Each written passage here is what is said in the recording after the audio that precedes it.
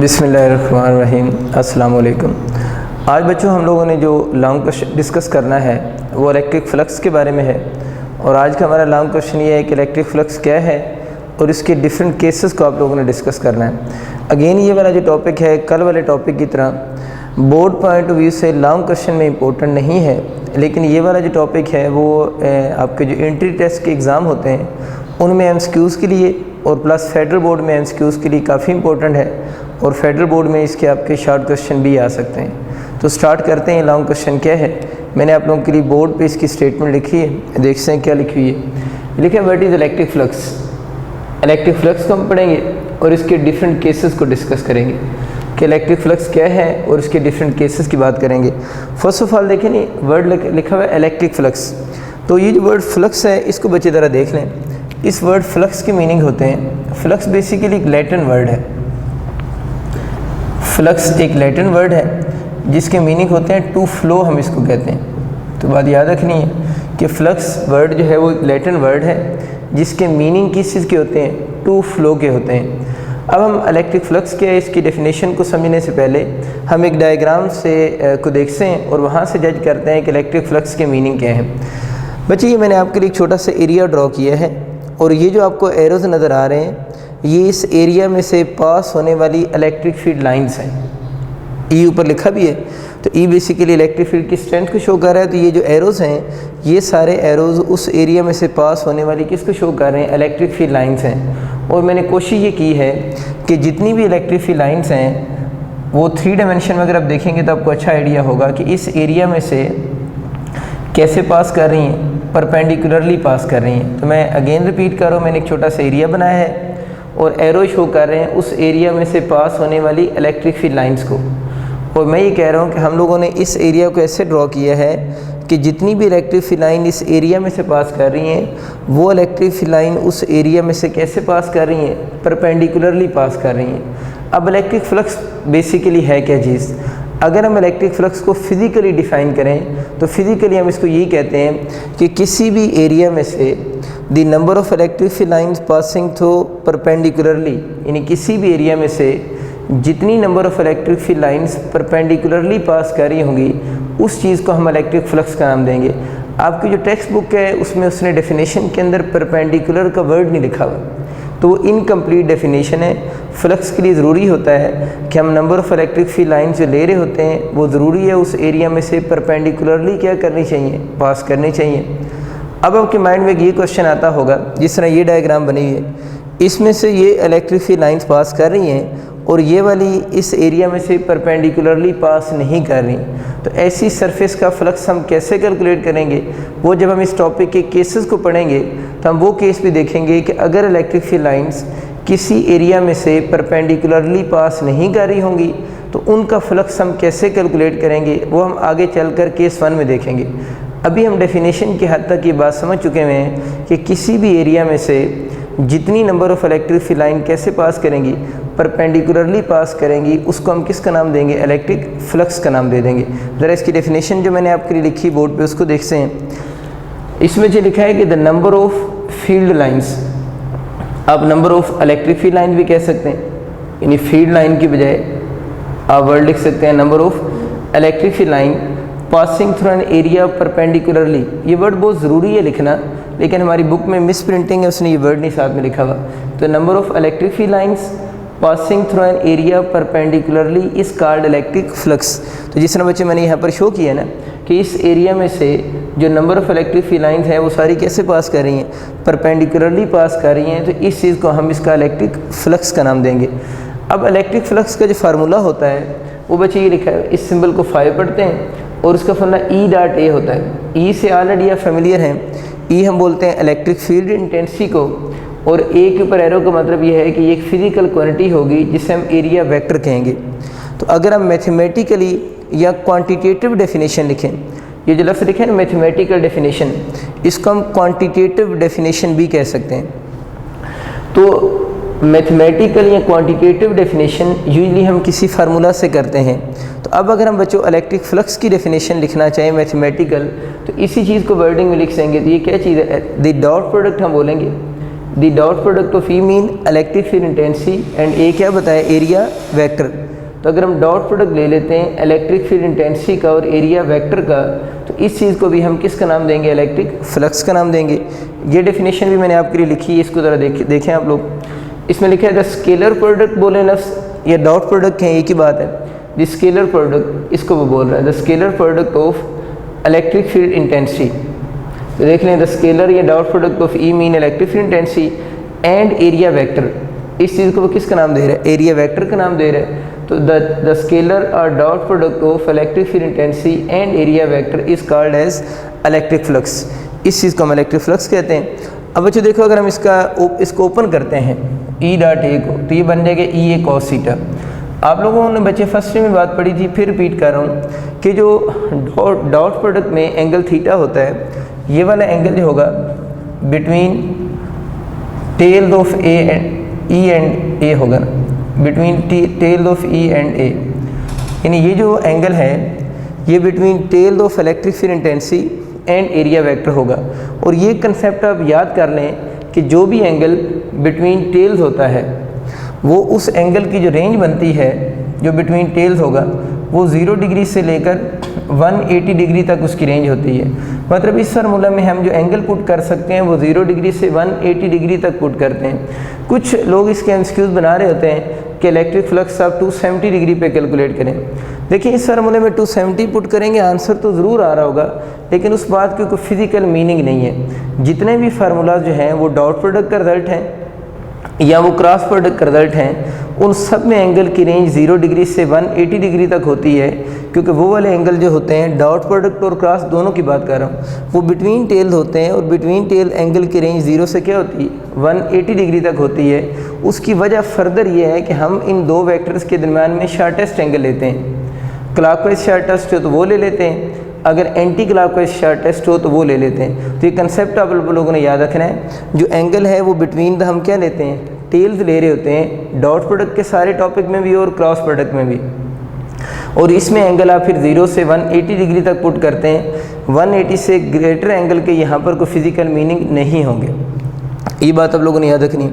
ई के बारे में तो बच्चे हम ऑलरेडी पढ़ चुके हैं क्या चीज़ है, इलेक्ट्रिक फील्ड इंटेंसिटी है। प्रीवियस लेक्चर में मैंने इसको डिफ़ाइन भी किया था। ज़रा देखते हैं एरिया क्या चीज़ है, क्योंकि फर्स्ट में जब हम एरिया को नॉर्मली स्टडी करते हैं तो हम एरिया को स्केलर बोलते हैं। अब आप लोगों ने चीज़ ये याद रखनी है कि हम करंट इलेक्ट्रिसिटी में और मैग्नेटिज्म के अंदर जब किसी भी स्केलर को, कोई स्केलर क्वांटिटी जिस तरह एरिया है, अगर हम किसी स्केलर को खुद से डायरेक्शन असाइन करें और डायरेक्शन असाइन करने के बाद वो वाला scalar laws of vector addition को डिसओबे ना करे, तो वो वाला जो स्केलर होगा उसको हम एज ए वेक्टर कंसिडर कर सकते हैं। देखिए मैंने आपको फर्स्ट में बात पढ़ाई थी कि वेक्टर होने के लिए 3 कंडीशन है। मैग्नीट्यूड होनी चाहिए, मैग्नीट्यूड में नंबर एंड यूनिट होना चाहिए, डायरेक्शन होनी चाहिए and must obeys laws of vector addition. तो फिर रिपीट कर रहा हूँ कि एरिया को हम स्केलर कह रहे होते थे, लेकिन एरिया वेक्टर जो है वो वेक्टर क्वांटिटी है। अब अगर हम एरिया जो कि स्केलर हम पहले लेते थे, अगर उसको वेक्टर बनाना चाहते हैं तो हमें उसको डायरेक्शन असाइन करनी पड़ेगी। और ऐसे स्केलर जिनको आप जब डायरेक्शन को ये साइन करें और उसके बाद वो लॉज ऑफ वेक्टर एडिशन को डिसओबे ना करें, तो वो एज ए वेक्टर ट्रीट हो सकते हैं। यही एग्जांपल जो इसकी परफेक्ट एग्जांपल है, अभी हम एरिया वेक्टर पढ़ रहे हैं। अब एरिया वेक्टर की मैग्नीट्यूड तो है हमें पहले ही पता है, इसकी यूनिट हमें पता है, 1 मीटर स्क्वायर इसकी यूनिट होती है। मैग्नीट्यूड साथ में नंबर ऑफ 5 मीटर स्क्वायर कर लें तो मीन इसकी मैग्नीट्यूड है हमारे पास। अब हमें इसको क्या देनी पड़ेगी, डायरेक्शन असाइन करनी पड़ेगी। अगर हम इसको डायरेक्शन असाइन कर देते हैं तो इसका मतलब है ये वाली जो फिजिकल क्वांटिटी है वो फिर आपकी एज ए वेक्टर कंसिडर होगी। अब एरिया वेक्टर की डायरेक्शन किधर होती है और इसकी मैग्नीट्यूड क्या होगी, उसको ज़रा समझने की कोशिश करें। मैंने बच्चों आपके लिए ना बोर्ड पे एक डायग्राम बनाई है। अब यूँ समझिए कि ये जो डायग्राम बनी हुई है ये एक हॉरिजेंटल फ्लैट सरफेस है, जिस तरह मेरा हाथ है ना, तो ये बिल्कुल इसी तरह एक हॉरिजेंटल फ्लैट सरफेस है आप लोगों के पास, जस्ट लाइक दिस। अब ये इसी तरह की बिल्कुल एक फ्लैट सरफेस है। अब हम लोगों ने काम ये किया है कि इसका हम लोगों ने एरिया वेक्टर बताना है। अब इस एरिया वेक्टर की मैग्नीट्यूड किसकी इक्वल होगी, दो चीज़ें होगी ना, मैग्नीट्यूड भी होगी और डायरेक्शन भी होगी। तो एरिया वेक्टर की मैग्नीट्यूड हम कैसे कैलकुलेट करेंगे? इस सरफेस का अगर हम एरिया ले लें, इस सरफेस का जो एरिया होगा वो इस एरिया वेक्टर की क्या कंसीडर होगी? मैग्नीट्यूड कंसीडर होगी। इस सरफेस का एरिया हम कैसे निकालेंगे? इसकी लेंथ को विड्थ से क्या करेंगे? मल्टीप्लाइड करेंगे तो इस सरफेस का हमारे पास क्या आ जाएगा? एरिया आ जाएगा। तो एरिया वेक्टर की जो मैग्नीट्यूड होगी वो इक्वल टू होगी इस सरफेस के किसके बराबर होगी? सरफेस एरिया की इक्वल होगी। तो बात देख सकते हैं, मैंने आप लोगों के लिए लिखी भी है कि area vector is a vector, ये है तो वेक्टर ही, whose magnitude is equal to this surface area. ये बात बहुत काम की है कि इस एरिया वेक्टर की मैग्नीट्यूड किसकी इक्वल है? सरफेस एरिया के बराबर है। मीन अगर आप इसको एरिया वेक्टर बनाना चाह रहे हैं तो इस एरिया वेक्टर की मैग्नीट्यूड के लिए इसका हम सरफेस एरिया कैलकुलेट करेंगे। सरफेस एरिया कैसे निकालेंगे? इसकी लेंथ को विड्थ से मल्टीप्लाइड कर देंगे अगर ये रेक्टेंगल है तो मैग्नीट्यूड वाली बात तो सिंपल है कि जो कोई सरफेस होती है उसका सरफेस एरिया एरिया वेक्टर की मैग्नीट्यूड कंसिडर होगा। अब दूसरी बात ये रहेगी कि इसकी डायरेक्शन किधर होगी? बच्चे किसी भी सरफेस का जो एरिया वेक्टर होता है उसकी डायरेक्शन का रूल ये होता है कि हम उस सरफेस के ऊपर आउटवर्ड नॉर्मल ड्रॉ करते हैं। क्या ड्रॉ करते हैं? आउटवर्ड नॉर्मल ड्रॉ करते हैं। आउटवर्ड नॉर्मल को समझने के लिए मैं इस डस्टर से आपको समझाने की कोशिश करता हूँ। देखिए मेरे पास एक डस्टर है, अगर मैं इस सरफेस का एरिया वेक्टर बताना चाहता हूँ तो मैं इसका एरिया कैसे निकालूंगा? इसकी वेट्स को इसकी लेंथ से मल्टीप्लाइड करूँगा तो मेरे पास इस डस्टर का एरिया आ गया। अब इसका एरिया वेक्टर मैंने बताया कि उसकी डायरेक्शन किधर होगी? इस सरफेस के ऊपर आउटवर्ड नॉर्मल होगी। तो इस सरफेस का आउटवर्ड नॉर्मल ये वाला बनता है ना, तो इसका मतलब कि इस सरफेस के एरिया वेक्टर की डायरेक्शन किधर होगी? अपवर्ड होगी। तो देख लें मैंने ये शो भी किया है कि अगर ये सरफेस यूँ ही समझिए डस्टर है तो इसके एरिया वेक्टर की डायरेक्शन किधर होगी? अपवर्ड होगी। दोबारा रिपीट करता हूँ बात। सपोज करें बच्चों आप ये वाली जो सरफेस आपको नज़र आ रही है ना, इस सरफेस का आप एरिया वेक्टर निकालना की डायरेक्शन बताना चाह रहे हैं। मैग्नीट्यूड तो आपको आइडिया हो गया ना, इसकी विड्थ को लेंथ से मल्टीप्लाइड करेंगे मैग्नीट्यूड आ जाएगी। अब इस सरफेस के एरिया वेक्टर किधर होगा? बिल्कुल आप ठीक सोच रहे हैं, आउटवर्ड नॉर्मल यानी इस डायरेक्शन में होगा। ये वाली जो सरफेस है अगर इसका एरिया वेक्टर मैंने बताना हो तो इसकी डायरेक्शन ये वाली होगी, इस सरफेस के एरिया वेक्टर की डायरेक्शन ये वाली होगी। अब मुझे आप ज़रा ये सोच कर बताओ कि अगर हम इस लोअर सरफेस के एरिया वेक्टर निकालें तो लोअर सरफेस के एरिया वेक्टर की डायरेक्शन बाय रूल किधर होगी? Outward normal. तो इस नीचे वाली सरफेस पे आउटवर्ड नॉर्मल ये नीचे वाले बनेगा ना, यानी ऊपर वाली सरफेस का एरिया वेक्टर इस तरफ है, इसका एरिया वेक्टर डाउनवर्ड है, इसका एरिया वेक्टर अब आपकी तरफ है। तो ये बस आप लोगों ने बात याद रखनी कि किसी भी सरफेस का जो एरिया वेक्टर होता है वो उस सरफेस के ऊपर कौन सा नॉर्मल होगा? आउटवर्ड नॉर्मल होगा। तो देखते हैं इस बात को, मैंने लिखा है कि and whose direction is outward normal.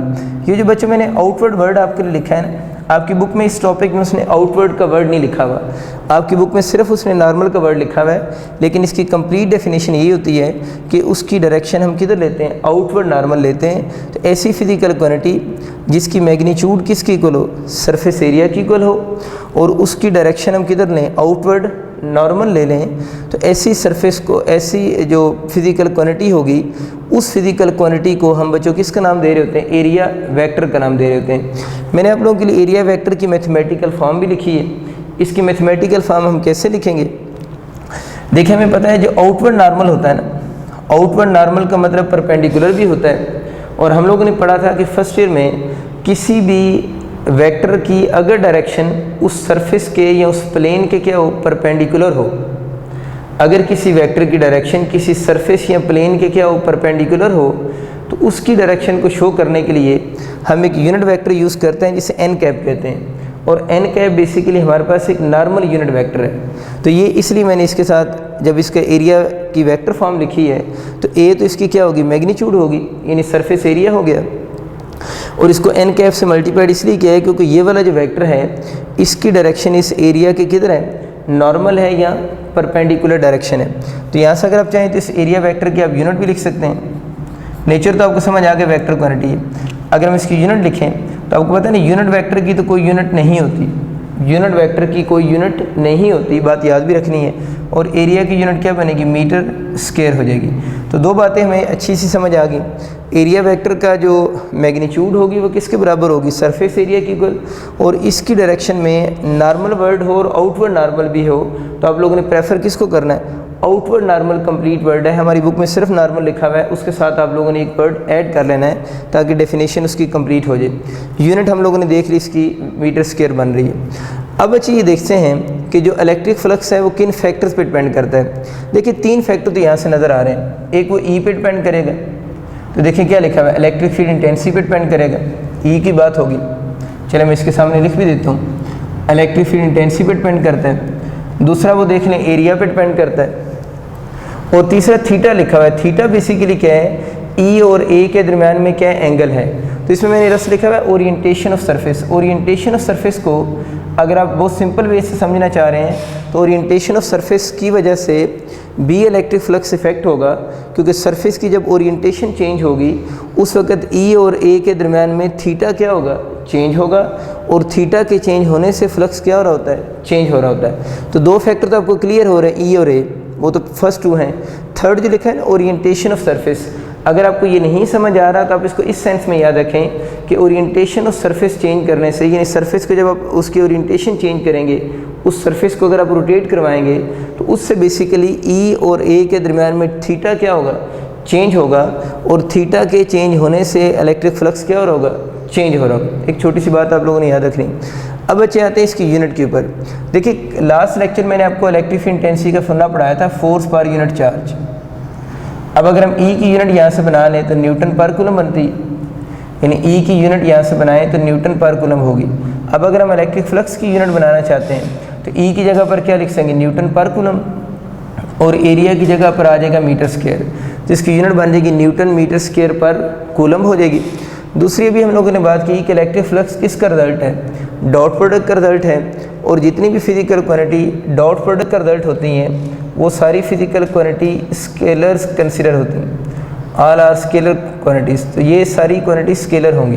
तो अगर आपसे पूछता है कि इलेक्ट्रिक फ्लक्स कौन सी फिजिकल क्वांटिटी है, तो हम ये कहेंगे ये डॉट प्रोडक्ट का रिजल्ट है, और अगर ये डॉट प्रोडक्ट का रिजल्ट है तो फिर ये कौन सी होगी, स्केलर क्वांटिटी कंसिडर होगी। अब बच्चों हम बात करते हैं कि इसी एरिया को दोबारा, इस एरिया में हम लोगों ने देखें कि 4 number of electric field line pass की हुई है उसने बुक में, ई बुक में उसने डायग्राम बनाई है जिसमें से 4 इलेक्ट्रिक फील्ड लाइन्स पास कर रही हैं, और उसने सपोज किया हुआ है कि अगर इस सरफेस के एरिया 1 मीटर स्क्वायर हो जाए, यानी सरफेस में से 4 इलेक्ट्रिक फील्ड लाइन्स पास कर रही हैं और जो उसका एरिया है वो 1 मीटर स्क्वायर है। ये बात मैंने आपकी बोर्ड पे लिखी हुई है कि 4 number of lines, in electric field lines की बात हो रही है, passing to the surface of area 1 metre square, यानी इस एरिया में से 4 लाइन पास कर रही हैं और एरिया 1 मीटर स्क्वायर है, तो कहते हैं इसका हम डायरेक्ट फ्लक्स भी लिख सकते हैं। बस आप लोगों ने याद रखना है कि ये वाला डायरेक्ट फ्लक्स का फार्मूला तब एप्लीकेबल होगा जब आपके पास, मैंने क्या लिखा, surface of area 1 metre square held perpendicularly, जिस तरह यहाँ पर जो सरफेस या एरिया है वो इलेक्ट्रिक फील्ड लाइन्स के कैसे पड़ा हुआ है, परपेंडिकुलरली पड़ा हुआ है। तो जब परपेंडिकुलर एरिया होगा इलेक्ट्रिक फील्ड लाइन्स के तो फिर हम ये वाला रूल अप्लाई कर सकते हैं। ये रूल क्या है कि अगर आपका एरिया सपोज कर लें 1 मीटर स्क्वायर है और वो वाला एरिया इलेक्ट्रिक फील्ड लाइन्स के परपेंडिकुलरली पड़ा हुआ है, तो जितनी number of electric field lines होंगी उसी को फिर हम फ्लक्स कह देंगे। दोबारा रिपीट कर रहा हूँ कि हम लोग जो है जितनी भी number of electric field lines होंगी, जैसे यहाँ पर number of electric field lines 4 है, तो हम लोगों ने लिख से इसका फ्लक्स 4 है, साथ में फ्लक्स की यूनिट लिखी हुई है। लेकिन ये जो फ्लक्स है यहाँ से किसके इक्वल हमें लग रहा है, number of electric field lines के इक्वल लग रहा है। लेकिन ये वाला रूल तब एप्लीकेबल होगा जब जो सरफेस जिसमें से number of electric field lines pass कर रही हैं उसका एरिया कितना होगा, 1 मीटर स्क्वायर होगा। और दूसरी बात याद रखनी है कि वो कैसे पड़ा होगा, परपेंडिकुलरली पड़ा होगा, तो फिर हम फ्लक्स उसका डायरेक्ट बता सकते हैं कि जितनी number of electric field lines होंगी वही उसका क्या काउंट होगा, फ्लक्स भी काउंट होगा। तो ये बात है कि उसने यहाँ पर जो कंडीशन लगाई है, 4 number of electric field lines हैं, एरिया 1 मीटर स्क्वायर है और कैसे पड़ा हुआ है परपेंडिकुलरली, तो फ्लक्स कितना हो जाएगा, 4। यही बात अगर मैं इस तरह रिपीट करूँ कि अगर किसी भी एरिया में से 10 इलेक्ट्रिक फील्ड लाइन्स पास कर रही हैं और वो एरिया जिसमें से पास कर रही है वो 1 मीटर स्क्वायर है और हेल्ड परपेंडिकुलर का वर्ड अगर यूज़ हो रहा है, तो अब उस सरफेस का जो फ्लक्स होगा वो 10 होगा। लेकिन ये direct number of electric field lines को फ्लक्स के इक्वल हम फ्लक्स कब कह देंगे, जब ये दो कंडीशन जो भी आपको बताई है, एरिया वाली और परपेंडिकुलर वाली अप्लाई होगी तो ये रूल एप्लीकेबल है, अदरवाइज़ ये रूल एप्लीकेबल नहीं है। तो ये बुक में इसने एक छोटी सी एग्जांपल दी हुई है, इसलिए मैंने साथ में इसको डिस्कस कर दी है। अब बच्चों हम इसके प्रॉपर केसेस की तरफ आते हैं कि जो इलेक्ट्रिक फ्लक्स है उसके डिफरेंट केसेस को हम कैसे अंडरस्टैंड कर सकते हैं ना। केसेस को अंडरस्टैंड करने से पहले एक और कन्फ्यूजन को पहले रिमूव कर लेते हैं, जो कि आपको इस टॉपिक को पढ़ते हुए प्रॉब्लम होगी। बच्चे दो डिफरेंट कंसेप्ट हैं, एक कंसेप्ट है एरिया का और एक कंसेप्ट है एरिया वेक्टर का। और अभी थोड़ी देर पहले मैंने आपको एरिया वेक्टर को कंप्लीट से डिस्क्राइब हम लोगों ने किया है। और एरिया वेक्टर में हम लोगों ने बात ये की थी कि एरिया वेक्टर की जो मैग्नीट्यूड होती है वो सरफेस एरिया की इक्वल होती है और उसकी डायरेक्शन हम आउटवर्ड नॉर्मल लेते हैं। आप लोगों ने बस एक कंसेप्ट साथ में याद रखना है कि अगर आपसे कोई बंदा पूछे ना एरिया वेक्टर जो है, एरिया वेक्टर एंड एरिया की अगर बात करें तो आप लोगों ने याद रखना है एरिया वेक्टर और एरिया ऑलवेज आपस में क्या होंगे, परपेंडिकुलर होंगे। ये बात आप लोगों ने थोड़ी याद रखनी है। इसी की बेस पे मैं आगे टॉपिक आपके साथ डिस्कस भी करूँगा कि एरिया वेक्टर और एरिया जो किसी सरफेस का होगा वो हमेशा आपस में क्या होंगे, परपेंडिकुलर होंगे। जिस तरह भी हमारी बात हुई थी कि यूँ सरफेस है, ये सरफेस है ना, ये इसका एरिया है और इसके ऊपर जो एरिया वेक्टर था वो तो आउटवर्ड नॉर्मल था ना, तो ये यहाँ पर कितने डिग्री एंगल बना रहा है, 90 डिग्री। तो हम कह सकते हैं एरिया का और वेक्टर एरिया आपस में क्या होंगे, परपेंडिकुलर होंगे। बस एक शॉर्टकट सा जब आप माइंड में रखेंगे ना ये वाली बात, तो आपको ये टॉपिक समझने में आसानी होगी क्यों। लेकिन ये भी याद रखना है कि फ्लक्स के फार्मूले में जो ए लिखा हुआ है उसके ऊपर वेक्टर का साइन है, तो जब हम फार्मूला अप्लाई करेंगे तो उसमें आप लोगों ने जो एंगल लेना है वो एरिया का एंगल नहीं लेना बल्कि एरिया वेक्टर का लेना है। लेकिन एरिया वेक्टर और एरिया आपस में क्या होते हैं, परपेंडिकुलर होते हैं। ये कन्फ्यूजन अभी है, जब हम इसके केसेस करेंगे तो ग्रेजुअली आपको ये कन्फ्यूजन ख़त्म हो जाएगी। लेकिन ये बात आप लोगों ने पहले माइंड में रखनी है, फिर आप इस कन्फ्यूजन को सॉल्व कर सकेंगे। सबसे पहला केस जो बच्चों मैंने आपके लिए बोर्ड पे लिखा है वो ये है कि फ्लक्स एट एनी एंगल। ये एक सरफेस शो हो रही है और इस सरफेस में से इलेक्ट्रिक फील्ड लाइन से जो एरो हैं ये सारी इलेक्ट्रिक फील्ड लाइन इस सरफेस में से पास कर रही हैं। अब ज़रा खुद सोचो, इस सरफेस का अगर हम एरिया वेक्टर प्लॉट करें तो ये रेड कलर की लाइन शो हो रही है, ये इस सरफेस का एरिया वेक्टर की डायरेक्शन है। एरिया वेक्टर क्या होगा, इस सरफेस के ऊपर आउटवर्ड क्या होगा, नॉर्मल होगा। 2 डायमेंशन में आपको उस तरफ जाता हुआ नज़र आ रहा है। अगर आप इसको 3D में देखेंगे तो ये वाली जो चीज़ है एक्चुअली आउटवर्ड यहाँ पर भी आप इसको शो कर सकते हैं। तो ये जो बेसिकली है ये इस सरफेस का एरिया वेक्टर है।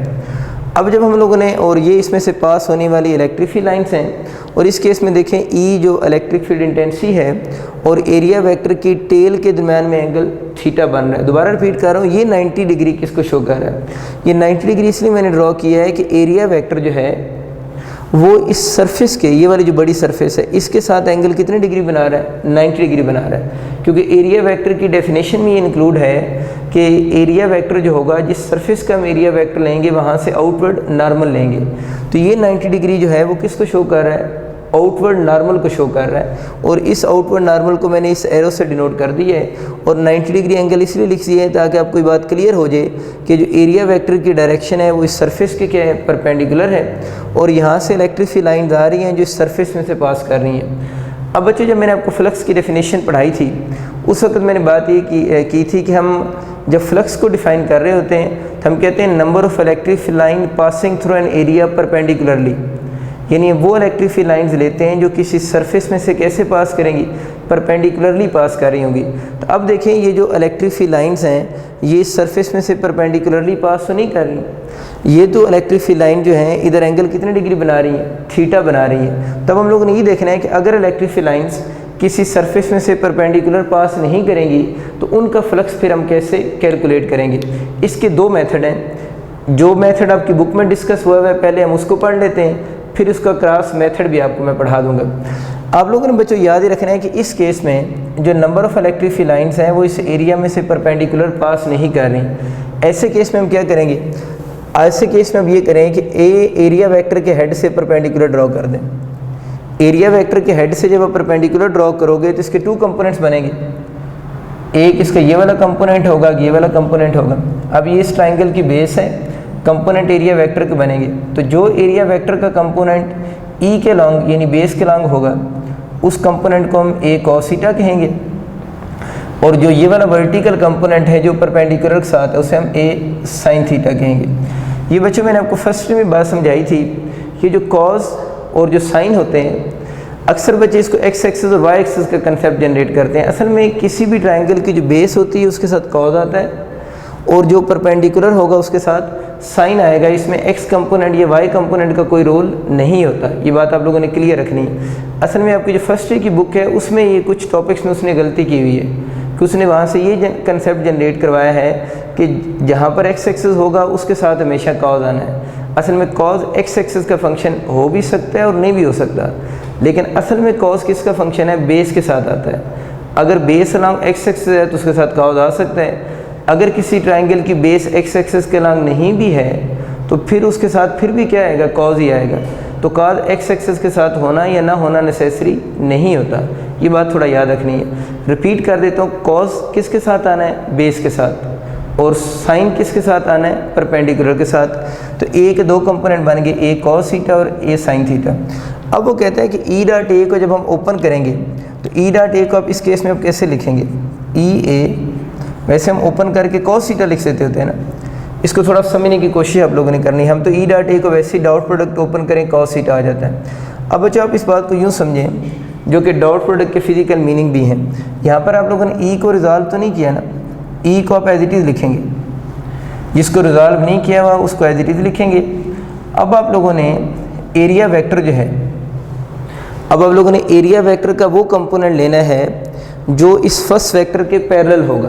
ये हम लोगों ने फर्स्ट में डॉट प्रोडक्ट की डेफिनेशन में बात पढ़ी थी कि जो दो वेक्टर्स होते हैं जिसको आप रिजॉल्व नहीं करते उसकी मैग्नीट्यूड को एज इट इज़ लिखते हैं, और जिसको आप कंपोनेंट्स जिसके बनाते हैं यानी जिसकी रेजोल्यूशन करते हैं उसका वो कंपोनेंट लेते हैं जो फर्स्ट वेक्टर के क्या होगा?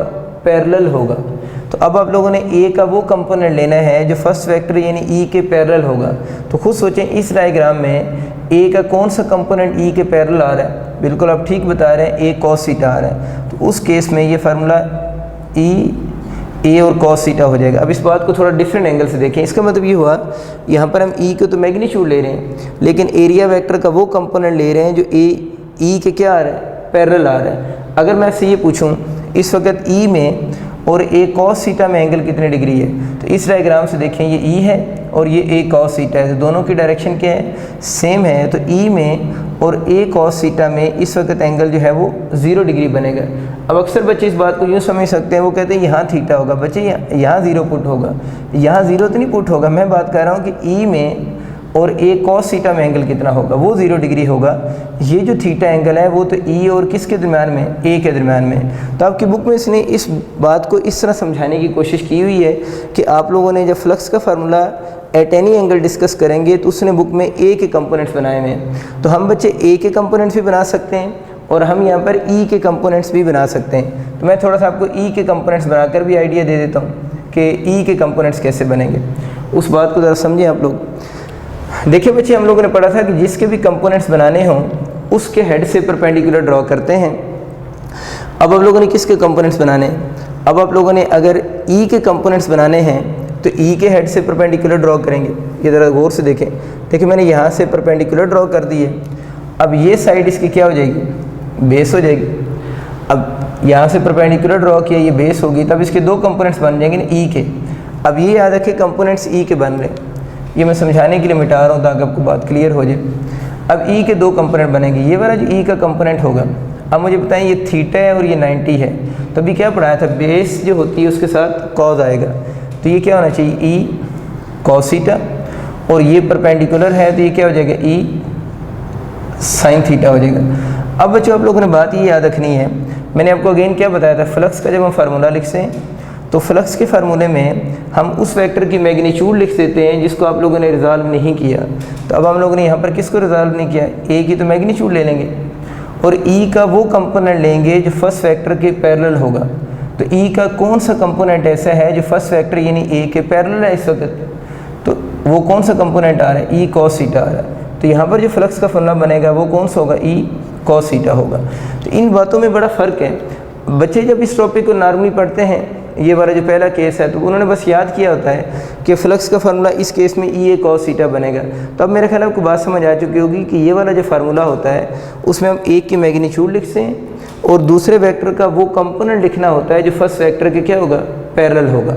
यहाँ पर आप लोगों ने ए को रिजॉल्व किया था और यहाँ पर आप लोगों ने ई को रिजॉल्व किया। अब आप इसका असल में कंसेप्ट समझने की तरफ आएँ। देखिए बच्चों, मेरी आपसे बात हुई थी कि हम जब इलेक्ट्रिक फ्लक्स को डिफ़ाइन करते हैं उस वक़्त हम number of electric field lines वो लेते हैं जो किसी एरिया में परपेंडिकुलरली पास कर रही हूँ या किसी एरिया में से परपेंडिकुलरली पास कर रही हूँ। और फिर मेरी आपसे बात ये हुई थी कि अगर हम कोई ऐसा केस देखेंगे जिसमें इलेक्ट्रिक फील्ड लाइंस उस एरिया में से परपेंडिकुलरली पास नहीं कर रही होंगी। देखिए मैं डेफिनेशन में अब एरिया वेक्टर वर्ड नहीं बोल रहा, मैं वर्ड क्या बोल रहा हूँ, एरिया बोल रहा हूँ। अगर किसी सरफेस में से या किसी एरिया में से इलेक्ट्रिक फील्ड लाइंस परपेंडिकुलरली पास नहीं कर रही होंगी, उस केस में हम क्या करेंगे। असल में अभी हम वही केस पढ़ रहे हैं, लेकिन वो जो, क्योंकि इस केस में देख लें इलेक्ट्रिक फील्ड लाइन एरिया में से परपेंडिकुलरली पास तो नहीं कर रही, तो इस केस की एक्सप्लेनेशन मैं दोबारा यहाँ से आपको समझा रहा हूँ। तो हम उस केस में क्या करेंगे, उस केस में आप लोग बच्चे ई के या ए के जिस मर्जी एक के कंपोनेंट्स बनाएंगे। तो मैं ई से समझा रहा हूँ। तो आप लोगों ने उस केस में अगर इलेक्ट्रिक फील्ड लाइन किसी एरिया में से परपेंडिकुलरली पास नहीं कर रही होंगी, उस केस में बच्चों आप लोगों ने ई के कंपोनेंट्स बनाने। क्या बनाने, ई के कंपोनेंट्स। अब आप लोगों ने जब इसका इलेक्ट्रिक फ्लक्स लिखना है तो उस इलेक्ट्रिक फ्लक्स में अब हम कंप्लीट ई की वैल्यू नहीं लिखेंगे, बल्कि इस केस में हम ई का वो कंपोनेंट लेंगे जो कि एरिया के परपेंडिकुलरली पास कर रहा होगा। दोबारा रिपीट कर रहा हूँ, अगर इलेक्ट्रिक फील्ड लाइंस परपेंडिकुलर पास ना कर रही हों तो हम ई कंप्लीट नहीं लिखेंगे फार्मूले में, बल्कि ई का वो कंपोनेंट लेंगे जो बच्चों उस एरिया में से कैसे पास करेगा, परपेंडिकुलरली पास करेगा। मुझे ये बताएं कि ये जो आपका ई के टू कंपोनेंट्स बने, ई कॉस थीटा और ई साइन थीटा, अब इसमें से ई को तो हम कंप्लीट ए को कंसिडर नहीं कर सकते क्योंकि एरिया जो है वो इलेक्ट्रिक फील्ड लाइन के परपेंडिकुलर नहीं रखा हुआ। तो अब हम ई का कौन सा कंपोनेंट लेंगे जो उस एरिया में से कैसे पास करेगा, परपेंडिकुलरली पास करेगा। तो देखिए ये वाली जो डायरेक्शन है, ये डायरेक्शन एरिया वेक्टर की डायरेक्शन है। और अभी मैंने आपको बताया था कि एरिया जो होता है और एरिया वेक्टर जो होंगे ये आपस में क्या होते हैं, परपेंडिकुलर होते हैं। तो आप ये बात कह सकते हैं कि ये वाली जो लाइन है वो एरिया वेक्टर की डायरेक्शन है और ये डायरेक्शन फिर एरिया की क्या होगी, परपेंडिकुलर होगी। तो देखिए इसका मतलब ये कि इस एरिया वेक्टर जो है वो एरिया की क्या आ रहा है, परपेंडिकुलर आ रहा है। और अब ई कॉस थीटा की भी वही डायरेक्शन है जो किसकी है, एरिया वेक्टर की है। तो हम कह सकते हैं कि ई कॉस थीटा जो है, जो आप लोगों का ई कॉस थीटा है, इस वक्त ई कॉस थीटा इस एरिया के कैसे हैं, परपेंडिकुलर कंपोनेंट है। तो इसका मतलब ये हुआ कि ई कॉस थीटा जो है वो इस एरिया के कैसे उसकी डायरेक्शन है, परपेंडिकुलर डायरेक्शन है। तो बात आपको क्लियर हो चुकी होगी कि अगर आपके पास इलेक्ट्रिक फील्ड लाइन किसी एरिया में से परपेंडिकुलर पास ना कर रही हो तो उस केस में आप लोगों ने ई का वो कंपोनेंट लेना है जो उस एरिया में से कैसे पास करेगा, परपेंडिकुलर पास करेगा। मैं आपके लिए एक और आसान लाइन बोलता हूँ। अब इस बात को यूँ भी याद रख सकते हैं कि जो चीज़ एरिया वेक्टर के पैरेलल होगी, जो चीज़ किसके पैरेलल होगी, एरिया वेक्टर के पैरेलल होगी, इसका मतलब ये है कि वही जो फिज़िकल क्वांटिटी होगी या उसका जो कंपोनेंट होगा वो एरिया के क्या होगा, परपेंडिकुलर होगा। तो इस तरह आप आसान भी याद रख सकते हैं क्योंकि एरिया और एरिया वेक्टर आपस में क्या है, परपेंडिकुलर हैं। तो इस केस में देख लें ई कॉस थीटा किसके पैरेलल है, एरिया वेक्टर के पैरेलल है। इसका मतलब ये हुआ कि ई कॉस थीटा जो है वो एरिया के फिर क्या होगा, परपेंडिकुलर होगा। उम्मीद है आपको ये कंसेप्ट क्लियर हो चुका होगा, लेकिन अगर आपको फर्दर कन्फ्यूजन बनती है तो आप इस चीज़ को रिपीट करें या कमेंट सेक्शन में आप लिख दीजिएगा, वहाँ पर भी मैं थोड़ा सा डिस्क्राइब कर दूँगा। लेकिन ये कंसेप्ट क्लियर करना बहुत ज़रूरी है कि आपको एग्जैक्ट पता हो कि एरिया डिफरेंट चीज़ है, एरिया वेक्टर डिफरेंट चीज़ है। और जो शुरू में हम लोगों ने बात की थी कि इसको इसके परपेंडिकुलर आप लोगों ने पास करना है, वो परपेंडिकुलर पैसेज वाली बात यहाँ पर क्लियर हो चुकी है कि वहाँ पर फिर कंप्लीट ई यूज़ नहीं होगा। ई का वो कंपोनेंट हम यूज़ करेंगे जो उस एरिया में से कैसे पास करेगा, परपेंडिकुलरली पास करेगा। आगे बच्चों चलते हैं। नेक्स्ट मैंने लिखा है मैक्सिमम इलेक्ट्रिक फ्लक्स कब होगा, यानी मैक्सिमम इलेक्ट्रिक फ्लक्स की हम बात कर रहे हैं। इसके लिए मैंने बोर्ड के ऊपर आपके लिए एक डायग्राम स्केच की है। ये सरफेस एरिया है किसी बॉडी का और उसमें से ये जो ब्लू एरोस हैं इसका मतलब है इलेक्ट्रिक फील्ड लाइन इसमें से पास कर रही हैं। अब अगर इस सरफेस को आप यूँ समझो ना, जिस तरह ये मेरे हाथ में डस्टर है यूँ पड़ा हुआ है। अब मुझे बच्चों ये बताओ कि इस सरफेस का अगर मैंने एरिया, ये वाली जो सरफेस है ना, इसको यूँ इमेजिन करो, अगर इस सरफेस का मैंने एरिया वेक्टर लेना हो इस वाली सरफेस का, तो यहाँ से आउटवर्ड नॉर्मल नहीं बनेगा, तो इसका आउटवर्ड नॉर्मल उसी तरफ होगा। तो ये इसकी किसकी डायरेक्शन होगी, एरिया वेक्टर की डायरेक्शन होगी, और ये इसका सरफेस जो है वो तो सारी एरिया है ना। इस केस में अब ज़रा ये देखें कि ये इसका एरिया वेक्टर हो गया, तो जो एरिया वेक्टर की डायरेक्शन है वही किसकी डायरेक्शन है, इलेक्ट्रिक फील्ड इंटेंसिटी की भी डायरेक्शन है। तो इस केस में अगर हम फ्लक्स कैलकुलेट करना चाहते हैं तो इस केस में जो फ्लक्स का फॉर्मूला क्या बनेगा, चलिए हम जनरल लिखते हैं ये कॉस थीटा। अब मुझे ये बताओ ये जो थीटा एंगल है वो एरिया वेक्टर का है या एरिया का है। ये जो थीटा एंगल फार्मूला में है, यहाँ पर फार्मूले में जो ए लिखा हुआ होगा वो आप लोगों का क्या है, एरिया वेक्टर है, क्योंकि इसका जो बेसिक फार्मूला हम लोगों ने पढ़ा हुआ है वो ई डॉट ए होता है। तो आप लोगों ने इस कन्फ्यूजन में नहीं पढ़ना, ई कॉस थीटा में जो थीटा एंगल है वो एरिया वेक्टर का ई के साथ है। तो इस डायग्राम में मुझे ये बताओ एरिया वेक्टर का ई के साथ एंगल कितने डिग्री है, 90 डिग्री बन रहा है या 0 डिग्री है, दोनों की डायरेक्शन सेम है। तो इस केस में इन दोनों के दरमियान में जो एंगल है वो 0 डिग्री है। अगर हम इसको लिखेंगे ई ए कॉस ऑफ 0 डिग्री, कॉस 0 पे बच्चों 1 होता है, अगर कॉस 0 डिग्री 1 है तो मैक्सिमम फ्लक्स आ जाएगा, और मैक्सिमम फ्लक्स का फॉर्मूला क्या बनेगा, ई ए मैक्सिमम फ्लक्स होगा। बस ये चीज़ आप लोगों ने याद रखनी है कि फ्लक्स मैक्सिमम कब होगा, जब एरिया वेक्टर और ई आपस में क्या होंगे, पैरेलल होंगे। और आखिरी बात इसकी ये है, अगर ई और एरिया वेक्टर इस डायग्राम में आपस में पैरेलल हैं, तब एरिया वेक्टर और ई पैरेलल हैं, तो एरिया के साथ ई का एंगल कितने डिग्री बनेगा। तो मैंने आपको बताया था कि एरिया के साथ तो ई का एंगल कितने डिग्री बन रहा है, 90 डिग्री ही बन रहा है इस केस में। तो ये मैंने वर्डिंग में लिखी कि if the surface is placed, surface का मतलब होता है एरिया, इफ़ द सरफेस या area is placed perpendicular to the electric field lines. तो देखिए ये जो सरफेस है वो पूरी सरफेस इलेक्ट्रिक फील्ड लाइंस के कैसे पड़ी हुई है, परपेंडिकुलरली पड़ी हुई है। तो इस वक्त फ्लक्स क्या होगा, इसका मैक्सिमम होगा। अगेन रिपीट करता हूँ, कब आपको कन्फ्यूजन यहाँ पर क्या होगी, बच्चे जब ये सोचते हैं नहीं यहाँ पर तो वर्ड परपेंडिकुलर यूज़ हो रहा है, तो फिर हम यहाँ पर एंगल 0 डिग्री क्यों लिख रहे हैं। तो इसी कंसेप्ट को मैं बार बार रिपीट कर रहा हूँ कि असल में ये जो फार्मूला है उसमें एंगल इलेक्ट्रिक फील्ड इंटेंसिटी और एरिया वेक्टर का है, लेकिन यहाँ पर जो बुक में वर्ड यूज़ हो रहा है वो एरिया की बात कर रहे हैं। तो हमारा जो ये वाला फार्मूला है वो एरिया के लिए फार्मूला नहीं है, बल्कि एरिया वेक्टर के लिए फार्मूला है। हम एरिया के लिए फार्मूला भी लिख सकते हैं, उसको मैं लास्ट केस के साथ आपको कंसेप्ट फर्दर क्लियर कर दूंगा। तो ये बात हमें समझ आ गई कि इस डायग्राम में अगर आपका एमसीक्यू आता है कि फ्लक्स मैक्सिमम की क्या कंडीशन है, तो आप लोगों ने कहना है area vector electric field intensity के क्या होगा, पैरेलल होगा, लेकिन एरिया जो होगा वो इलेक्ट्रिक फील्ड इंटेंसिटी के कैसे पड़ा होगा, परपेंडिकुलर पड़ा होगा। तो उस केस में फ्लक्स क्या होगा, मैक्सिमम होगा। वो मैं फिजिकली नज़र भी आ रहा है कि इस केस में मैक्सिमम लाइन इसमें से क्या कर रही है, पास कर रही हैं। और अगर मैक्सिमम फ्लक्स का फार्मूला पूछेगा तो ई इंटू ए उसका फार्मूला होगा। अब बच्चों हम इसका थर्ड केस डिस्कस करते हैं कि इलेक्ट्रिक फ्लक्स का ज़ीरो कब हो जाएगा। तो उसके लिए मैंने थर्ड केस में लिखा है ज़ीरो फ्लक्स की कंडीशन क्या है। इस बात को बच्चे यूँ समझो ना, अभी हम थोड़ी देर पहले पढ़ रहे थे कि अगर सरफेस इस साइड से यूँ इमेजिन करो इलेक्ट्रिक फील्ड लाइन आ रही हैं और ये आपका सरफेस है, अगर ये सरफेस यूँ परपेंडिकुलरली पड़ी होगी, यानी ये सरफेस है और ये मार्कर अगर इलेक्ट्रिक फील्ड लाइंस को शो कर रहा है, तो आप ज़रा खुद सोचो कि अगर इस वक्त ये जो इलेक्ट्रिक फील्ड लाइंस हैं इस सरफेस या एरिया के साथ कितने डिग्री एंगल बना रही हैं, 90। तो इट मीन्स कि अगर इलेक्ट्रिक फील्ड लाइन किसी भी सरफेस में से परपेंडिकुलरली पास करेंगी तो फ्लक्स क्या होगा, मैक्सिमम होगा। अब यूँ समझिए कि इस तरह की बहुत सारी इलेक्ट्रिक फील्ड लाइन, जिस डायरेक्शन मार्कर है उस डायरेक्शन में बहुत सारी इलेक्ट्रिक फील्ड लाइंस हैं। अब आपका एरिया यूँ पड़ा हुआ है तो इसमें से मैक्सिमम लाइन पास कर रही हैं।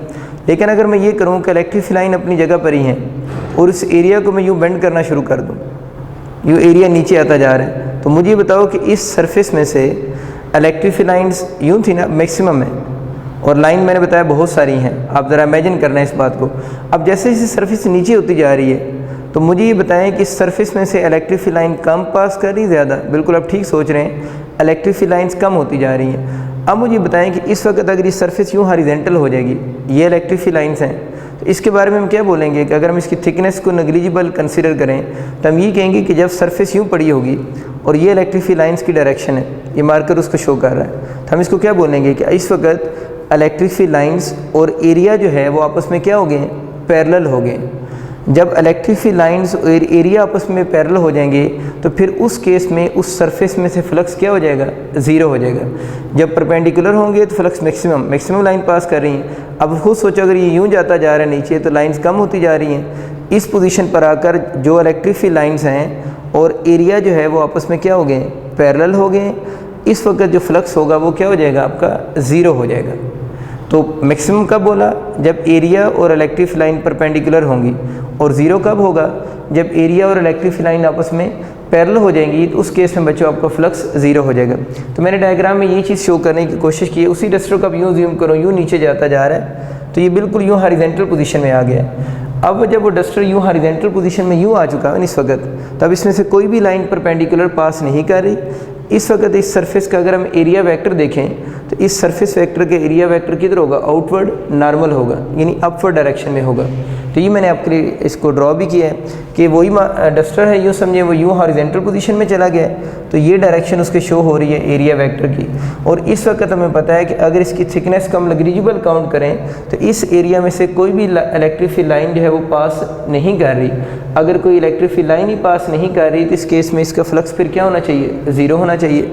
ये ऊपर लिखा हुआ है, if the surface is held parallel to the electric field lines. अगर सरफेस इलेक्ट्रिक फील्ड लाइन की कैसे पड़ी होगी, पैरेलल पड़ी होगी, तो देन फ्लक्स की वैल्यू क्या होगी, ज़ीरो होगी।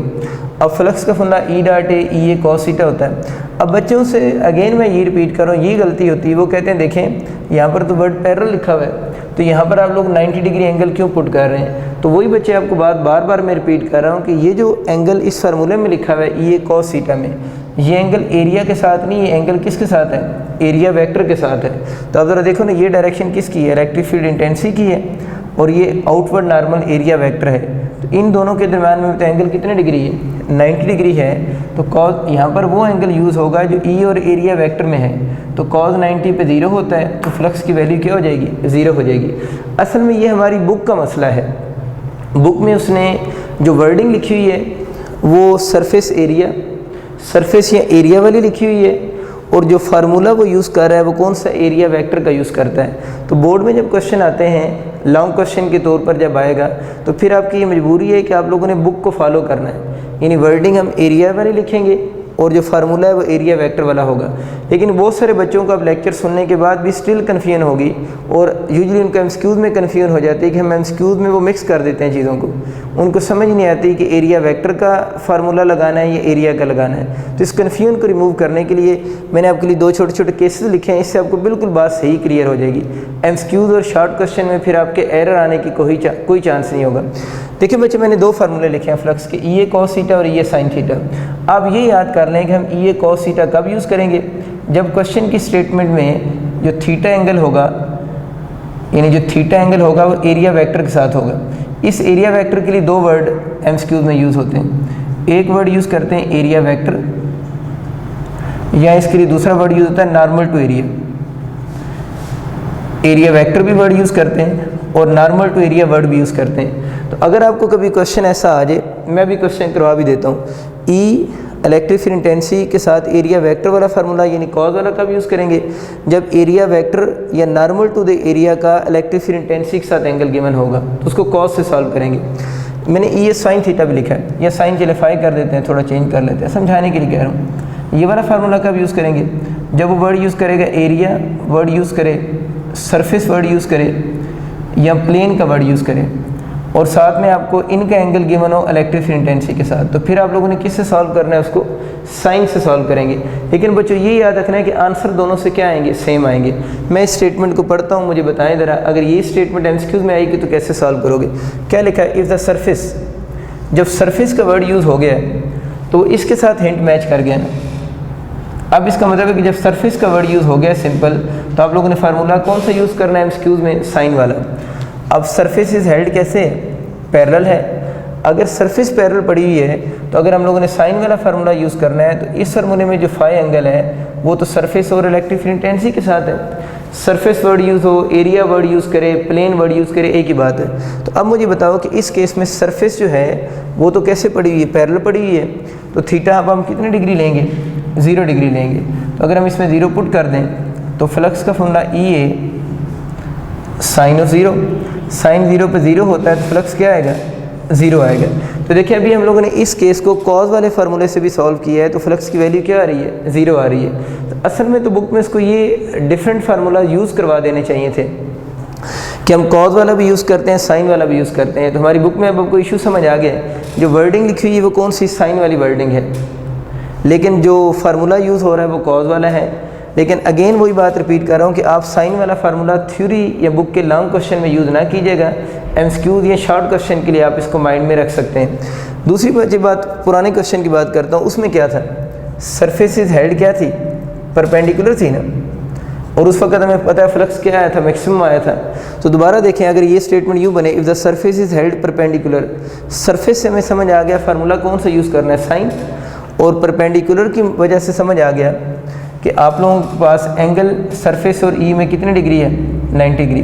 तो उसको भी अगर हम साइन से सॉल्व करें तो ज़रा जल्दी से देखें, ई ए साइन फाई की जगह साइन 90, साइन 90 डिग्री पे 1 होता है तो ई ए होता है। तो देखें फ्लक्स मैक्सिमम हो गया है। तो ये बड़ी आसान सी बातें हैं कि वही सारे फार्मूला जो भी हम लोगों ने पढ़े हैं, अगर हम कॉज की बजाय साइन यूज़ करें तो बिल्कुल कन्फ्यूजन ही ख़त्म हो जाती है। लेकिन एमसीक्यूज़ की स्टेटमेंट पे डिपेंड करता है कि फार्मूले में क्या लिखा हुआ है। मैं एक वर्ड बोलता हूँ, ज़रा ध्यान सुनिएगा, मैं आपके लिए एक एमसीक्यू बोल रहा हूँ, आपने सुनना है सिर्फ। If normal to the area, मैंने वर्ड ये बोला है, if normal to the area, if normal to the area is held parallel to the electric field lines, ये वर्ड है, if normal to the area is held parallel to the electric field lines, मैं E short form में लिख देता हूँ। अब आप flux बताएं। इन स्टेटमेंट ये है कि if normal to the area is held parallel to the electric field line, अब फ्लक्स क्या होगा। तब बच्चों आप लोगों ने क्या जज करना है कि हम फार्मूला कॉज वाला लगाएंगे या साइन वाला लगाएंगे। एमसीक्यूज़ की बात हो रही है हमारी। तो आप लोग ज़रा ये देखें कि इसमें हिंट क्या है, इसमें हिंट क्या यूज़ गिवन है, नॉर्मल टू द एरिया के हिंट गिवन है। अगर नॉर्मल टू द एरिया के हिंट गिवन है तो अब इसमें कॉज यूज़ होगा, साइन, अब इसमें बच्चों कॉज यूज़ होगा। और नॉर्मल टू द एरिया कैसे पढ़ा हुआ है, पैरेलल, तो पैरेलल से समझ आ गया एंगल कितनी डिग्री यूज़ होगा, 0 डिग्री यूज़ होगा। तो वो तो सिंपल सा मेथड है कि आप सिर्फ स्टेटमेंट देख के एंगल गेस करें और स्टेटमेंट में से आपको फार्मूला भी समझ आ जाएगा, तो फिर आपको वो कन्फ्यूजन ख़त्म हो जाएगी। तो अगर इसको मैं अप्लाई करूँ, नॉर्मल टू द एरिया की वजह से ये वाला फार्मूला यूज़ करना है, और normal to the area electric field line के कैसे पड़ा हुआ है, पैरेलल की वजह से एंगल कितना होगा, 0 डिग्री। तो ये आपका स्यूम बन जाएगा, ई ए कॉज ऑफ 0 डिग्री, कॉज 0 पे 1 होता है। तो इस एमसीक्यूज़ का भी जो फ्लक्स होगा वो क्या आएगा, मैक्सिमम फ्लक्स होगा। तो आपको उम्मीद है ये अब कन्फ्यूजन क्लियर हो चुकी होगी। एक छोटा सा एमसीक्यूज़ देखें आज के लिए, बस आज की लास्ट बात हम करते हैं कि direction of electric flux is along, कि इलेक्ट्रिक फ्लक्स की डायरेक्शन किसके अलॉन्ग होगी, यानी वो एरिया वेक्टर के अलॉन्ग होगी, वो इलेक्ट्रिक फील्ड इंटेंसिटी की डायरेक्शन में होगी, या इलेक्ट्रिक फील्ड लाइंस की डायरेक्शन में होगी, या बोथ ए एंड बी होगा या नन होगा। अब बच्चे जब ये एमसीक्यूज़ आता है ना, तो उन्होंने क्योंकि शुरू में फ्लक्स के फैक्टर पढ़े होते हैं, फ्लक्स के फैक्टर की वजह से वो इसका बोथ ऑप्शन कुछ स्टूडेंट्स यूज़ कर देते हैं। लेकिन बच्चे इसका ऑप्शन बोथ नहीं होगा। उसकी वजह ये है कि वो बात कर रहे हैं डायरेक्शन किसकी, इलेक्ट्रिक फ्लक्स की। तो मुझे बताएं डायरेक्शन उस चीज़ की होती है जो वेक्टर क्वांटिटी हो। इलेक्ट्रिक फ्लक्स तो कौन सी क्वांटिटी है, स्केलर क्वांटिटी है, तो इसकी तो कोई डायरेक्शन नहीं होगी। तो अब ये तो नहीं बोलोगे कि electric flux along area vector है या अलॉन्ग इलेक्ट्रिक फील्ड लाइंस है। एरिया वेक्टर जो इलेक्ट्रिक फ्लक्स है वो कौन सी क्वांटिटी है, स्केलर क्वांटिटी है, उसकी कोई डायरेक्शन नहीं होगी। इसलिए इसका ऑप्शन बोथ एंड बी आप चूज़ नहीं करेंगे, इसका ऑप्शन डेल्टा आप चूज़ करेंगे, नन ऑफ दिस। और इस बात के फिजिकल मीनिंग क्या है कि जो इलेक्ट्रिक फ्लक्स है वो एक स्केलर क्वांटिटी है और उसकी कोई डायरेक्शन नहीं होती। बहुत शुक्रिया आप सबका, अल्लाह हाफिज़।